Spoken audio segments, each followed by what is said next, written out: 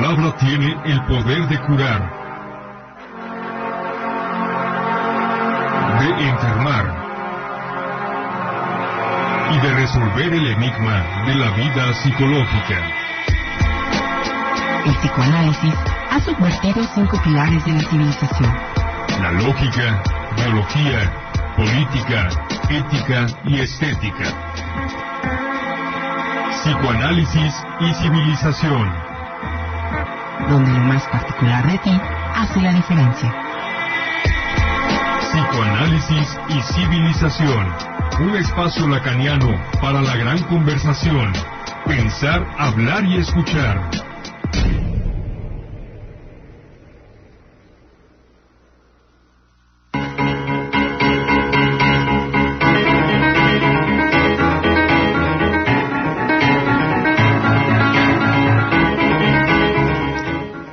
Buenas tardes, auditorio de Radio Zacatecas. Ya estamos aquí como todos los jueves en nuestro programa Psicoanálisis y Civilización con el psicoanalista Aldo Ávila. Buenas tardes, Aldo.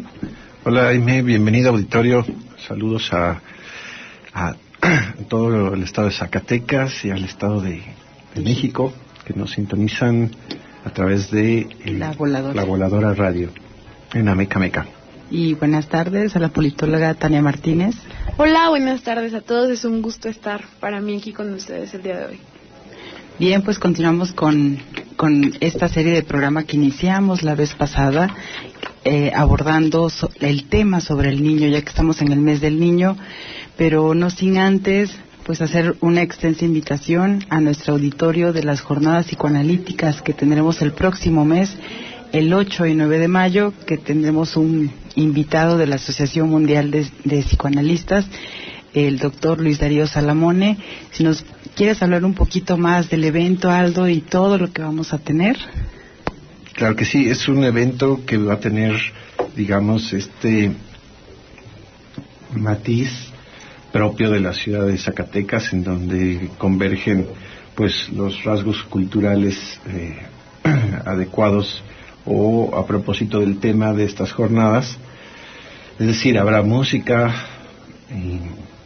alusiva al tema que vamos a trabajar, y el tema que vamos a trabajar es el de amores y adicciones. Efectivamente viene el doctor Luis Darío Salamone de la Escuela de Orientación Lacaniana de Buenos Aires, que como ustedes saben es la escuela pues más grande de América, perteneciente a la Asociación Mundial de Psicoanálisis. Entonces, bueno, pues Luis Darío estará acá con nosotros, pero no solamente él, sino también estará un grupo importante de psicoanalistas que radican en México. Ustedes, auditorio, ya los han escuchado alguna vez en este mismo programa. Ellos son Alejandrino Franco, Edna Gómez, Alexandro Simancas, también Ana Viganó, Viviana Berger. Entonces es una buena oportunidad para escuchar a este grupo de psicoanalistas. También tenemos la participación desde Buenos Aires de Claudia Sandra Palao. Ella es otra psicoanalista que va a estar hablando de una especialidad que ella tiene, que sería el asunto de la distinción de cómo opera, qué es lo que se juegan en los hombres y en las mujeres, en eso que llamamos celos, que a veces lo tomamos como si fuera un valor entendido o algo que no imaginamos que funcionara distinto en las mujeres que en los hombres. Así que, bueno, como dice la publicidad, vamos a estar hablando de eso, de la relación del amor con las adicciones, sí, en todo sentido, en términos terapéuticos. El amor en sí mismo puede ser adictivo. El amor, finalmente, va a ser una muy buena vivencia. Invitamos al auditorio a que se informe, que le comparta a sus familiares, conocidos que estén interesados en el tema, para que nos vayan acompañando en este evento que vamos a hacer. También otro rasgo importante es que el evento lo hacemos en conjunción con la nueva escuela lacaniana del Distrito Federal, pero finalmente es la nueva escuela lacaniana que abarca, bueno, toda la zona que va desde Miami hasta las fronteras de Brasil y Argentina, donde hay una escuela propia en cada uno de estos países. Y al mismo tiempo, pues contaremos con el respaldo de la Federación Americana de Psicoanálisis de Orientación Lacaniana. Así que Zacatecas no había tenido un evento con este respaldo, digamos, institucional de la escuela lacaniana. Entonces eso también es algo que estamos festejando. Esto es un paso más, digamos, para seguir convirtiendo y haciendo de Zacatecas una ciudad psicoanalítica, ¿sí? Como lo son estas ciudades: París, Barcelona, Buenos Aires, Roma, Londres, en fin. Es una buena noticia para nosotros. Nos da mucho gusto el simple hecho ya de realizar y de poderlos invitar a ustedes a este evento. Y bueno, esperamos que esto traiga más eventos de este tipo, con más convocatoria a estas ciudades: San Luis, Aguascalientes, Durango, Guadalajara, etcétera, ¿no? Invitamos. Es abierto al público en general, porque muchas personas me han estado preguntando si es especialmente para psiquiatras, psicólogos o gente en el campo psi. Por supuesto que es abierto al público en general. Obviamente suponemos que la gente que es profesionista o estudiante del campo psi, con más razón le pudiera interesar, pero el tema del amor y las adicciones es algo general, a todos nos interesa. Todos, francamente no tiene uno que tener estudios previos, porque todos tenemos vivencias y tenemos una relación con la vida cotidiana del siglo XXI que implica estos dos temas, el cruce de estos dos temas. En la clínica que tenemos hoy en día, uno de los problemas que con mayor frecuencia llegan al consultorio son los problemas de amor: divorcios, desamores, problemas de la intimidad de los sujetos, de cómo arreglárselas para ser padres. Es decir, es un tema que no puede desconocer el auditorio que nos sigue, y también es una oportunidad, Aimé, Tania, auditorio, para otra vez reunir fuerzas, ¿no?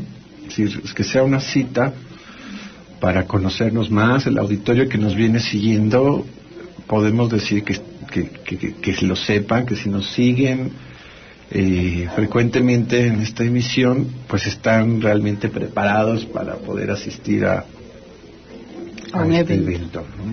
¿Habrá un precio especial para estudiantes? Sí, esos informes los pueden obtener en Facebook, en la página Psicoanálisis y Civilización, al teléfono 492-102-9109. Y también por nuestra cuenta de Twitter, que es @espaciolacansa, que estaremos les brindando toda información de este evento tan importante. Pero saben ustedes que los estudiantes para nosotros son muy importantes, así que claro que tienen un descuento muy importante, ¿no? Y bueno, otra pregunta que ha surgido por ahí: ¿hay que con anticipación apartar nuestro lugar, estar a tiempo? Recuérdales por favor algo. Sí, hay cupo limitado, entonces lo ideal es que en cuanto les sea posible, pues vayan inscribiéndose, o, como se dice, al menos reservando sus lugares, porque bueno, además esto va a tener una constancia con valor curricular por parte de la UAS, que nos está auspiciando. Así es. Entonces el asunto de los nombres para entregar las constancias requiere un poquito de anticipación, pero Bueno, pues eso es lo fundamental. Entonces quedamos 8 de mayo y 9 de mayo. 8 de mayo en la tarde a las 5:30. Viernes. Y después en la mañana del día 9 de mayo, sí, a partir de las 10. Bien, pues eso sería. Les vamos a estar comunicando más detalles del evento, pues como el programa y demás ya más adelante. Y bien, Tania, ¿qué nos traes por ahí referente al niño? Bueno, pues como ya habíamos empezado a hablar de la serie de programas del niño, pues es importante hablar un poco más acerca de... como habíamos platicado de niños en las redes sociales, en este mundo de la web que ahora ha cobrado tanta importancia, que los niños desde pequeños ya nacen casi con los aparatos o con la tecnología adentro, con el dispositivo. Fíjense que encontré una estadística muy interesante que dice que, de acuerdo a cifras del INEGI, en México hay cerca de 33 millones de niños jóvenes menores de 14 años que usan Internet. Pues es una cifra bastante alta, Tania. Aquí lo importante sería qué uso se le da y para qué lo utilizan. No creo que solamente para tareas, ¿verdad? No, claramente, pues todavía algunos que tenemos más edad o ustedes en su generación pues se pueden haber dado cuenta que nosotros usábamos a la comunicación. Todavía supimos lo que era leer las noticias en un periódico, etcétera, ¿no? Informarnos, o la generación que va arriba de mí pues veía la tele, o se la pasaba las horas sentados en la tele. Y no, hoy en día todos los menores lo que hacen es frente a un monitor. Frente a un monitor, exactamente. Sí, por otro lado es conveniente también decir que el caso de los niños y digamos toda la problemática alrededor de los niños también es de los primeros temas que recurren a la consulta psicoanalítica por algunas cosas que considerábamos en la última emisión que tuvimos con el psicoanalista Alejandrino Franco antes de tener estas pequeñas vacaciones para disfrutar el festival cultural, en donde, para recordarle al auditorio de qué se trató esto, veíamos nosotros dos perspectivas para abordar el lugar del niño en el siglo XXI. A propósito de lo que estás diciendo, Tania, del uso que hacen de las redes, y por el otro la contraparte, ¿no? Los padres que pueden decir, bueno, no usas eso nada más para hacer las tareas o para copiar las tareas, sino es la aparición de este nuevo sujeto llamado niño, ¿no? Que en términos muy formales pudiéramos inscribirlo con la aparición tal cual de la mujer con plenitud de sus derechos a mediados del siglo pasado, así es. 1950. También la aparición de los derechos de los niños, ¿no? Sí, por ejemplo, la Convención sobre los Derechos de los Niños Internacionales, que se dio en la Asamblea General de las Naciones Unidas, se da en 1989 y prácticamente no tiene tanto tiempo. Y en nuestro país se da hasta septiembre de 1990. No, pues apenas. Tiene muy poco. Este evento, esto que estás diciendo, esa inscripción en la regla social, eso son cosas que transforman definitivamente la vida social hasta como la teníamos concebida ahora, ¿no? El ejemplo más popular puede ser donde se revierten las cosas y el niño puede amenazar al adulto, al maestro, al padre, de que lo va a acusar ante las autoridades, ¿no? Porque va a ejercer sus derechos.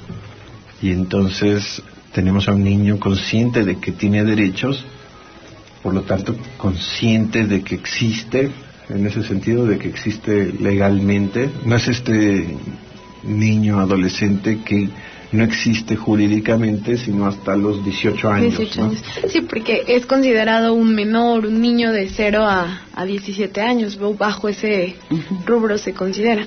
Así también el Fondo para las Naciones Unidas en la Infancia en nuestro país, UNICEF, lo considera tal cual, de esa manera. Y no, una de las cosas que veíamos con Alejandrino es esa, es decir, el niño no es un objeto. No es un niño que no hable.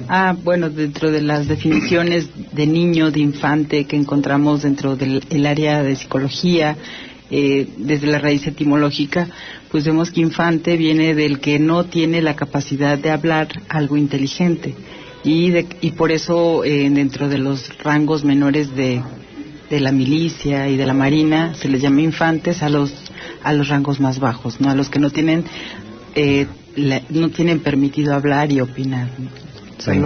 La infantería, ¿no? De ahí viene ese término, que no tienen, y en los niños se considera que porque no tienen la madurez suficiente para decir algo inteligente y no saben lo que es bueno o malo para ellos. Y en cambio, pues con Alejandrino veíamos la diferencia, ¿no? Que el niño pues tiene el derecho a hablar y a ser escuchado. Y tiene de hecho, que eso puede ser muy perturbador, tiene de hecho la capacidad de hablar y de cuestionar cosas que en verdad adultos y adolescentes no imaginamos.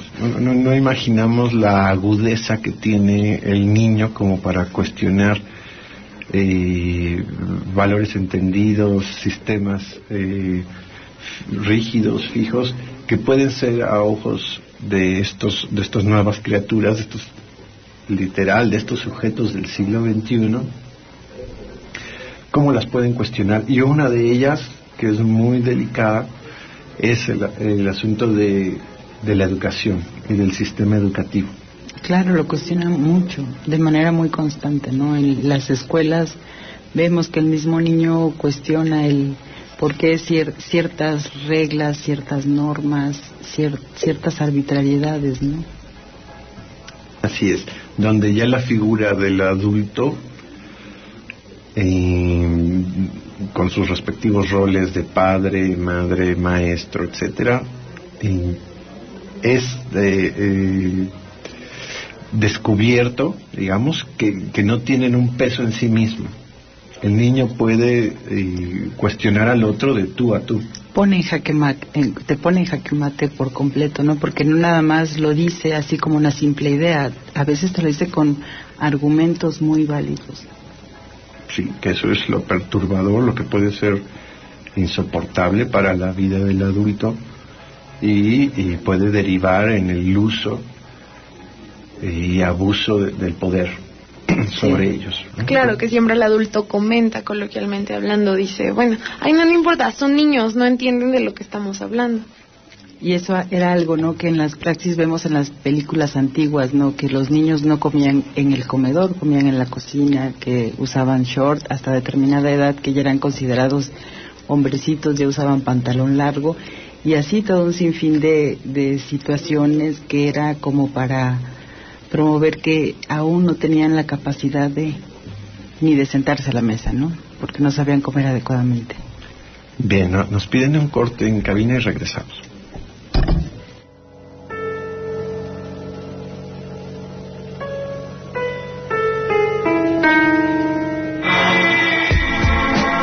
Usted está escuchando Psicoanálisis y Civilización. En un momento continuamos.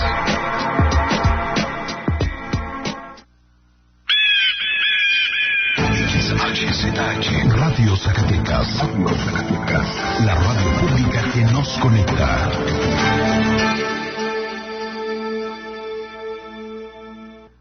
Si volviera el amor, si tuviera un hermano, un amigo, un sueño en la mano, moriría ese dolor de buscar el calor en el cruel laberinto de este vaso de alcohol,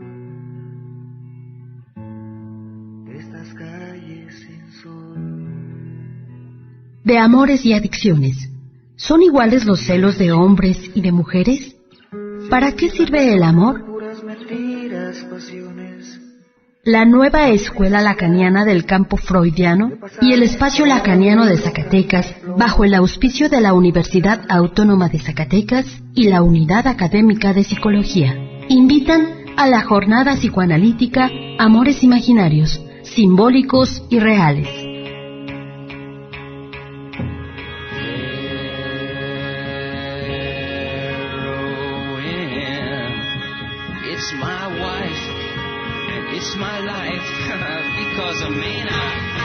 Viernes 8 y sábado 9 de mayo en el Teatro Fernando Calderón, con la presencia del doctor Luis Darío Salamone, destacado miembro de la Asociación Mundial de Psicoanálisis.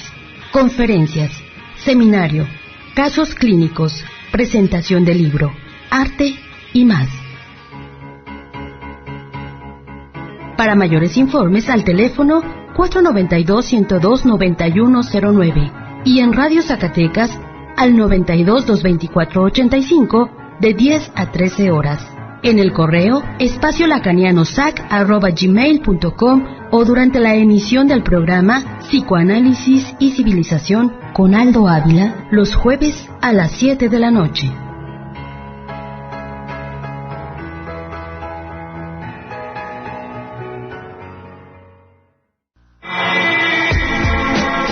Psicoanálisis y Civilización. Ya regresamos.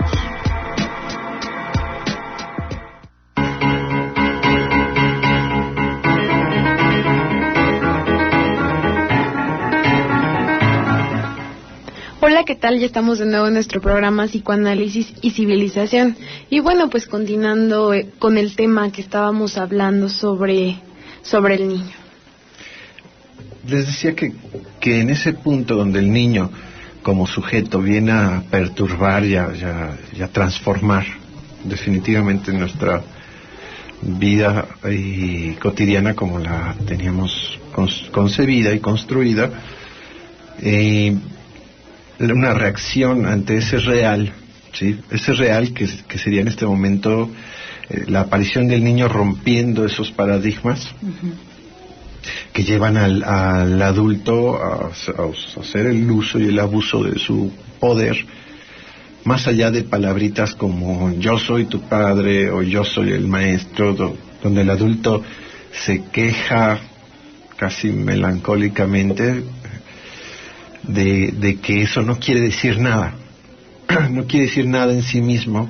El yo soy tu padre, yo soy tu madre, yo soy tu hermano mayor, soy tu abuelita, o soy la maestra, o soy simplemente un adulto, donde antes el adulto cualquiera podía tener de alguna manera el derecho de corregir a los niños o adolescentes.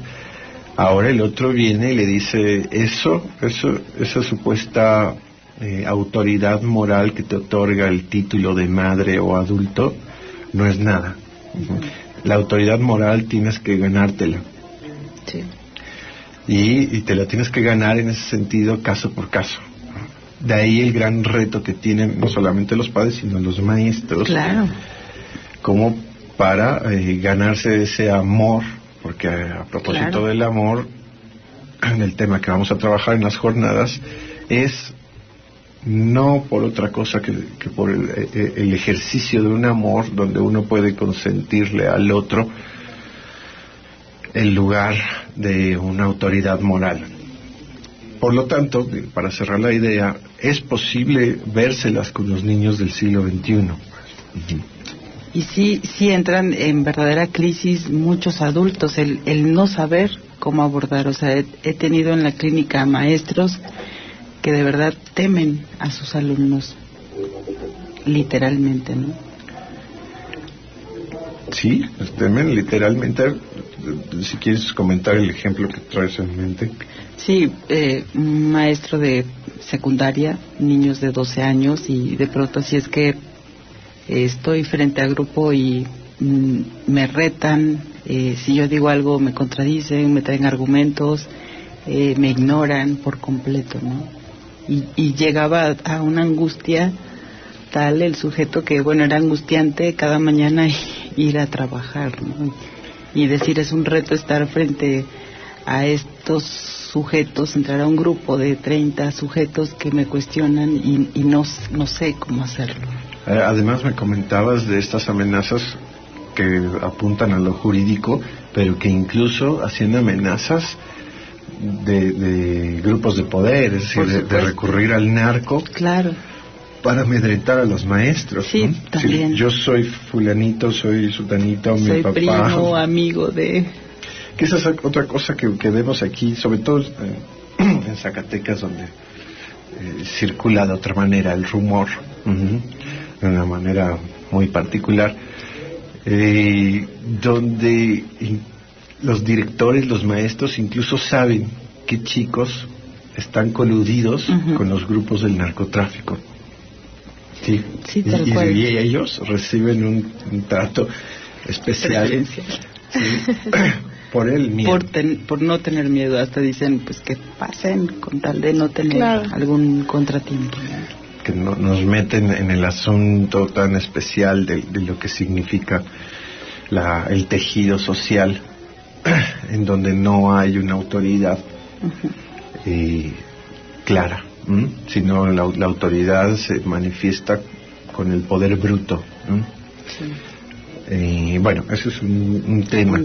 Pero otra de las reacciones, además de la violencia, de las golpizas que reciben todavía muchos niños, maltratos, castigos crueles, desmedidos, desfasados, tenemos un arma muy sofisticada que son los medicamentos. El uso del diagnóstico y del subsecuente tratamiento médico para literalmente aplacar a los niños y adolescentes. Acallarlos, adormecerlos, tal cual, bajo la medicalización, bajo sus supuestos diagnósticos, ¿no? Es algo muy común que vemos hoy en día en las escuelas, donde de verdad es insoportable para el docente el niño que es diferente, el niño que manifiesta ciertas conductas. Inmediatamente ellos, sin tener pues de alguna manera algo que sustente, ya automáticamente le dicen al padre, su hijo pues presenta características de trastorno de déficit de atención o síndrome de autismo o en su espectro Asperger y demás, ¿no? Y sin tener un sustento real, ¿no? A lo mejor cosas que pueden leer por ahí en Google y demás, pero sin una fundamentación, sin una evaluación seria, y ponen en jaque a los papás y los condicionan además, ¿no? Necesito que el niño esté en tratamiento si quiere que permanezca en esta institución. Muchas instituciones, sobre todo las particulares, son así, ¿no? Si su hijo no está bajo un tratamiento, pues no podemos... Tratamiento médico. Tratamiento médico no lo vamos a aceptar y admitir. Alrededor del tratamiento médico agregan un apoyo terapéutico, psicológico, etcétera, ¿no? Claro. Pero nuestro compromiso, Aimee, lo habíamos anunciado desde que empezamos esta serie sobre los niños, era estar recalcando permanentemente la falsedad de estos diagnósticos. Claro. ¿Sí? La falsedad oficial de estos diagnósticos. Queremos transmitirle al auditorio que hay una falsedad objetiva, oficial, localizable históricamente. Tú lo tienes bien ubicado eso, Aimee, en relación a la invención de la nada, ¿sí? De estos diagnósticos con el propósito de salvaguardar, por cierto, esas imágenes de autoridad que, junto con los nombres del padre, están en declive, ¿no? Es decir, son falsos estos diagnósticos. Sí, principalmente este del TDA, ¿no? El psiquiatra que, bueno, hay un manual dentro del área PSI, que hay un manual que se llama el DSM, y hay desde el 1 al 5, que es el último, donde se va actualizando cada determinado tiempo, y donde vienen ahí todas las características y síntomas de los trastornos.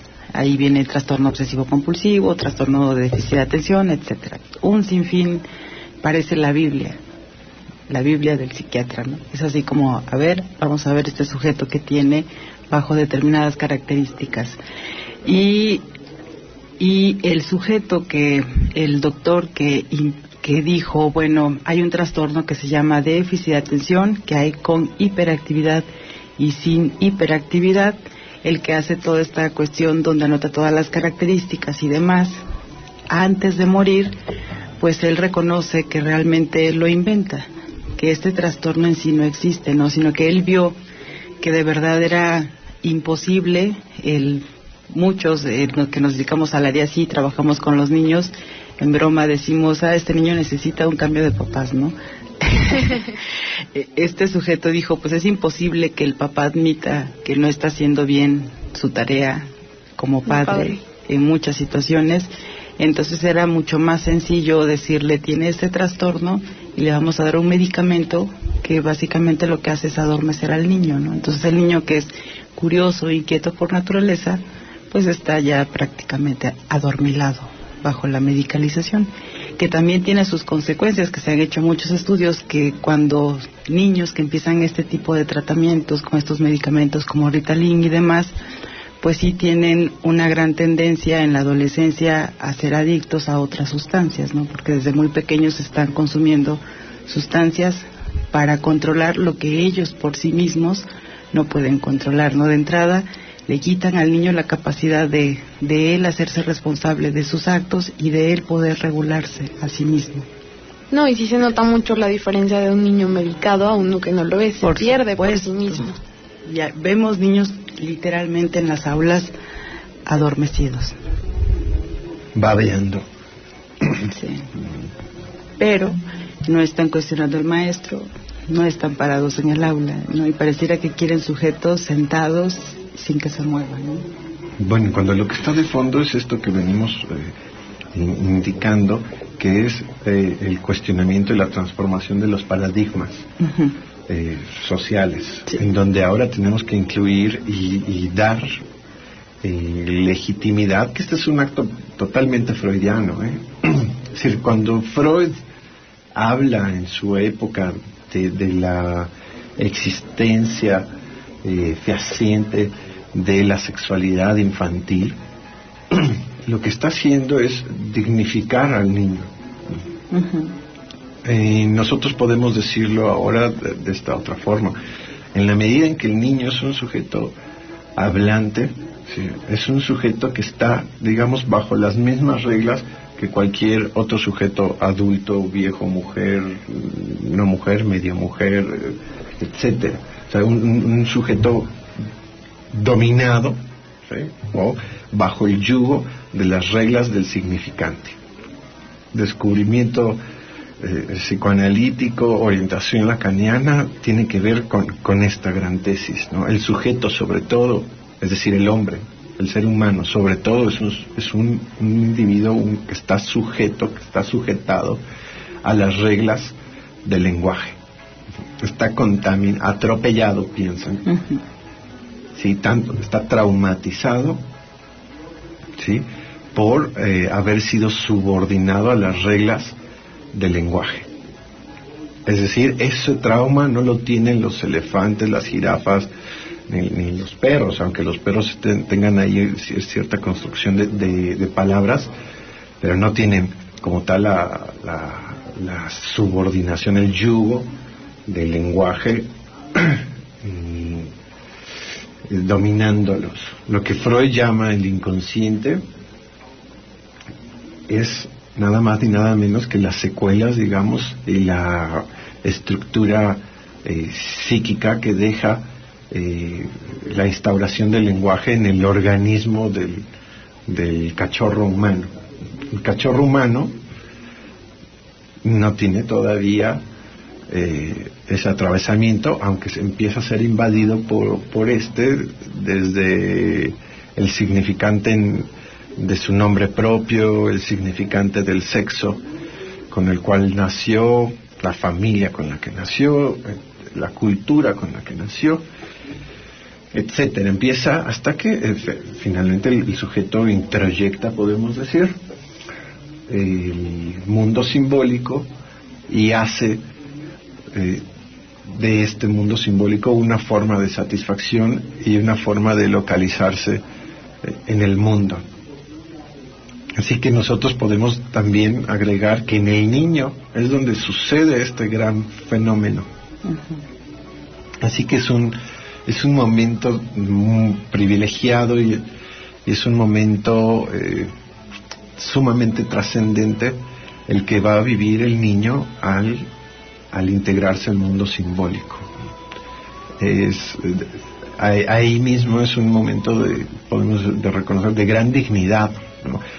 Al contrario de pensar que es un niño que no sabe nada y que no entiende nada, al contrario, eso es una esponja que está absorbiendo la lógica del mundo simbólico, y con eso es con la que va a morir. Así que si ustedes tienen enfrente un niño hablante, piensen que tienen ahí totalmente a un semejante. De ahí el asunto de la sexualidad infantil que reclamaba Freud, ¿sí? Bueno, más allá de que nosotros podemos apelar a las madres, a los padres de saber, digamos, de haber podido observar, por ejemplo, en los niños, las erecciones que tienen los bebés y los niños finalmente, en donde lo que Freud reconocía es que la zona genital está ya cargada de libido, ¿sí? Simplemente cuando hablamos de sexualidad infantil o de sexualidad en general, por ejemplo, más allá del coito, nos referimos en términos anatómicos también a la satisfacción que puede tener un sujeto al ir al orinar o a defecar. ¿Sí? Hay un registro de satisfacción ahí, hay un registro de placer, por lo tanto es una zona erotizada, ¿sí? Así como el registro oral del que va a hablar Freud, es decir, esa satisfacción por ingerir objetos, no por alimentarse. No solo, el alimento y toda la asimilación de proteínas, vitaminas, son procesos no que solo a ese alimento no se pasan refería. por la conciencia, ¿sí? No, claro. No. Entonces lo que pasa por la conciencia es la satisfacción de estar mordiendo ahí el juguete, o por qué no, de tener el amamantamiento. Sí, tanto así que los niños pueden estar soñando que están succionando y están con el reflejo de succión, chupeteando, ¿no? Entonces, bueno, es un niño de pleno derecho, el niño es un sujeto de pleno derecho, ¿sí? Y más bien yo creo que en esta época estamos realmente en el punto donde el niño nos enseña una gran cantidad de cosas, ¿no? En términos lúdicos puede ser cómo el niñito, el niño tal cual de 2 años, entonces, está utilizando casi mejor el aparato, la tablet, sí, mejor que un adulto, que el adulto, ¿no? ¿Por qué? Porque es más inteligente, ¿acaso? Si no tiene toda la carga de los prejuicios simbólicos que tiene el adulto, y entonces puede asimilar la realidad de otra manera. A ver, de ahí hay que ir sacando este otro tema. Hay todo un escándalo o un morbo o una preocupación legítima alrededor de cómo las parejas monoparentales, ¿sí? O incluso los matrimonios gay pueden adoptar y educar a un niño. Nosotros sabemos también, por lo que recogemos en la clínica, que eso es posible y que está, en la mayoría de los casos, ausente el escándalo moral de tener solamente un padre, ¿sí? O de tener 2 madres, ¿no? O de 2 padres, de haber tenido 3, 4 padres distintos durante la vida de la madre. Y los niños pueden asimilar eso de otra manera, sin esa carga moral, ¿sí? Con vestigios religiosos, ¿no? Donde propiamente se sanciona la posibilidad de tener más de una pareja en la vida. Entonces, al contrario, hay una serie incluso de beneficios. Recuerdo una paciente donde ella habla de sus 4 padres y la relación que tiene con cada uno de ellos, los beneficios y los desacuerdos que tiene con cada uno de ellos, pero donde hasta se jugaba el chiste ella de decir, bueno, es que los demás nada más tienen un padre, yo tengo 4, ¿no?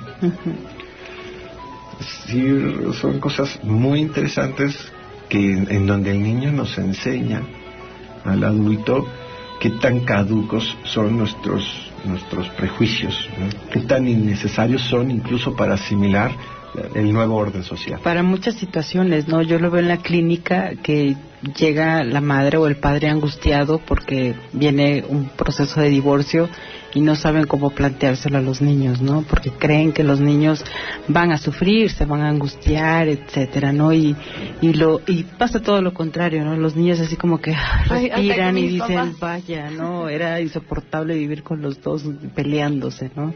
Y de verdad los niños después los ves mucho mejor, ¿no? Realmente mucho más tranquilos, más estables y demás.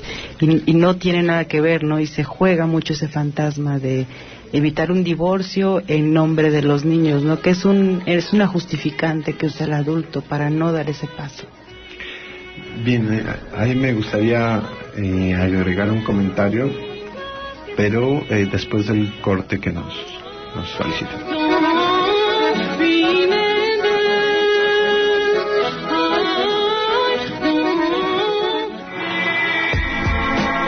Usted está escuchando Psicoanálisis y Civilización.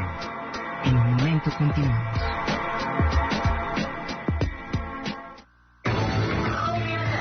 Zacatecanos unidos por la radio. Radio Zacatecas se escucha en vivo en todo Estados Unidos a través de la plataforma Audio Now. Marca el 712-432-7072 y recibirás nuestra señal gratis en tu teléfono móvil. Avisa a tu familia.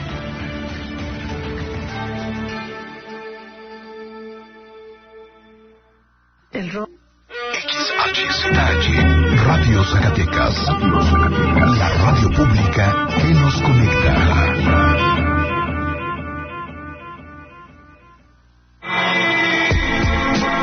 Psicoanálisis y civilización. Ya regresamos.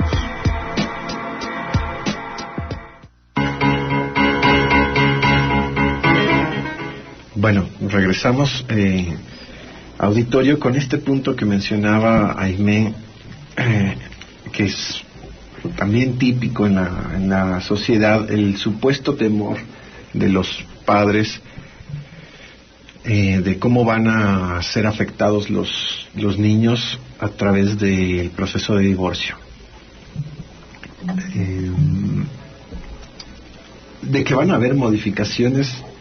Por supuesto, es inevitable. Justo lo que está pidiendo la pareja, ¿no? Que claro. hayan modificaciones, y claro que van a haber modificaciones para la madre, para el padre y para el hijo. O sea, pensar una solución en donde nada más hubiera modificaciones para el padre, para la madre, y no para el hijo, es un pensamiento inútil. Sí, es decir, en términos lógicos materiales no es posible. Sí, los tres tienen que tener una modificación, y este es el punto. Y los tres, en el mejor de los casos, se van a ver beneficiados. Los tres. Por supuesto. Hay veces que el padre o la madre se quejan de las modificaciones de conducta que va teniendo el niño.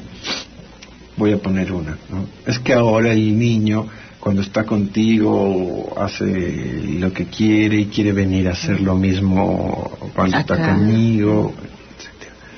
Ahí hay que decirle al auditorio de que si el niño va a hacer usos, va a también tener un beneficio en el divorcio, es, para empezar, totalmente legítimo.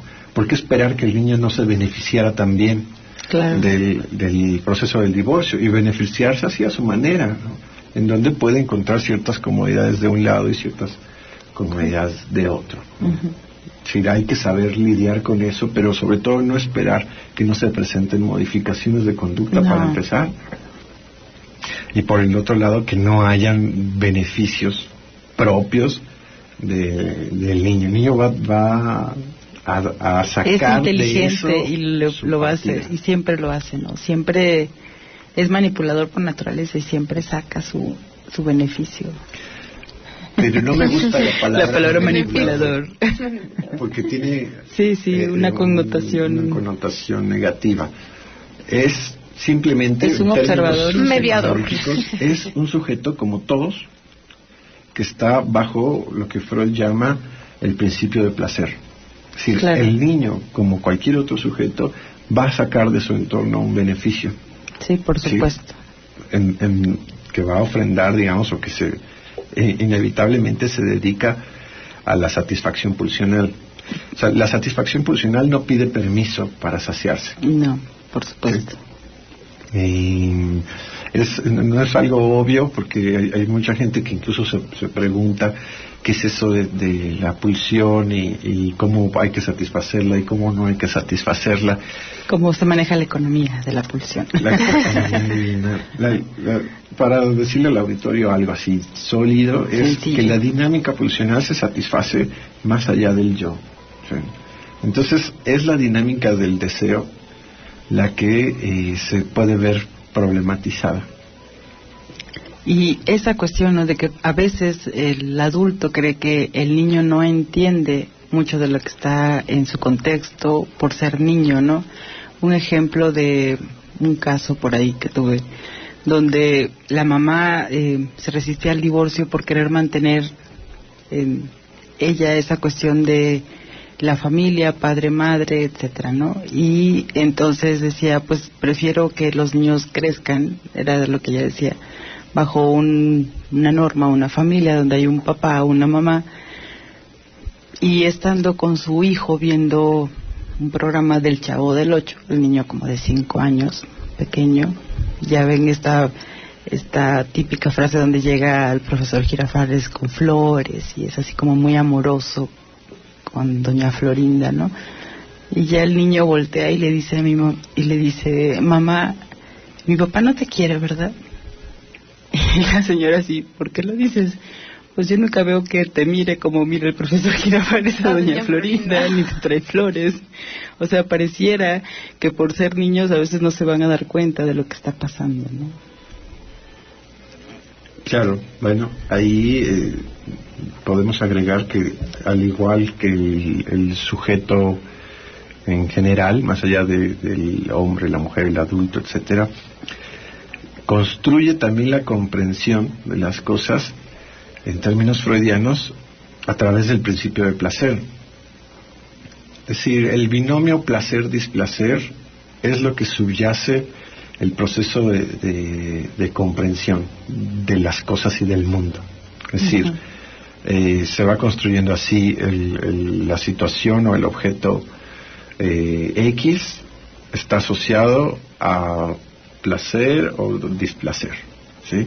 Y hay una tendencia, en términos generales, a acumular o a comprender las cosas que están asociadas al placer, ¿sí? Y a localizar las cosas que están asociadas al displacer, en teoría, para evitarlas.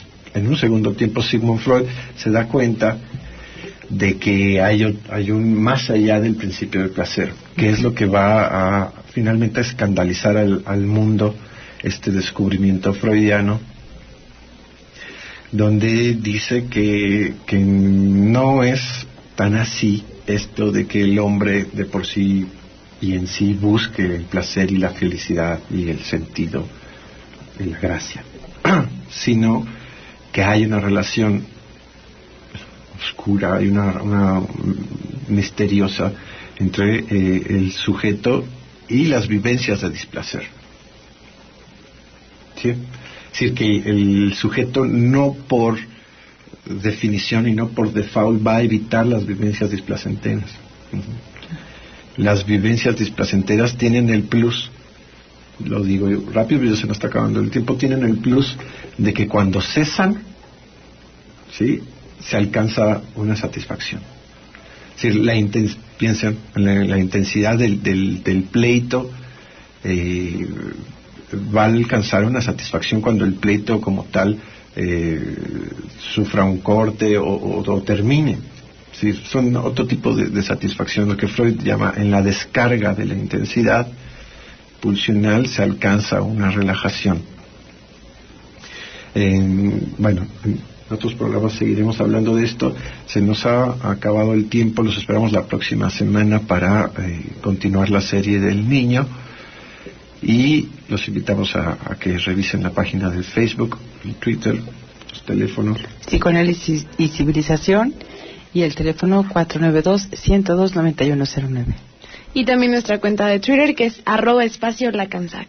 Sí, háganos llegar sus comentarios, sus sugerencias y también su interés, si quiere inscribirse a la jornada psicoanalítica que tendremos en el Teatro Calderón.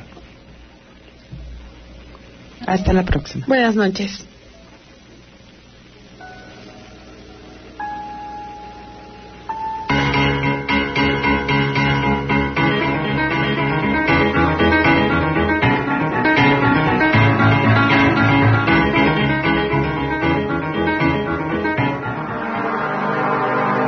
La palabra tiene el poder de curar, de enfermar y de resolver el enigma de la vida psicológica. El inconsciente no está en lo más profundo de ti, sino en cualquier acto. Te esperamos en la próxima emisión de Psicoanálisis y Civilización, un espacio lacaniano, la gran conversación.